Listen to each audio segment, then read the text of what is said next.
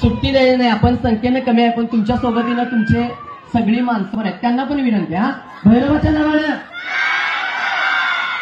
दुसरा बरं येण्यासारखा आवाज काढला असा. शेवटची संधी आहे का? भैरवाच्या नावानं दीड. हा, तुम्ही ह्याच गावचा आहे सर? तुमचं ग्रामदैवत भैरवनाथच आहे ना? चांग बलं म्हणा की. चांग बलं म्हणजे काय माहिती आहे?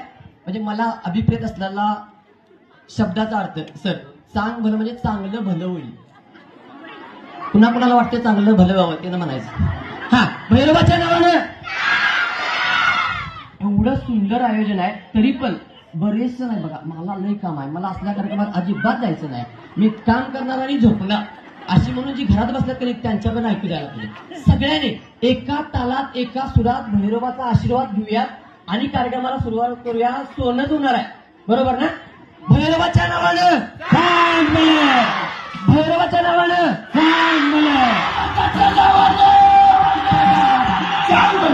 मानकरी तू, अग्रपूजेचा मानकरी तू, नमितो चरण तुझी या, सकल विद्यांचा अधिपती तू, गणपती बाप्पा मोरया. गणपती बाप्पांचा शुभाशीर्वाद घेऊन आपण कार्यक्रमाला जोरदार जोरदार अशा टाळ्या पिटी पिटी नको.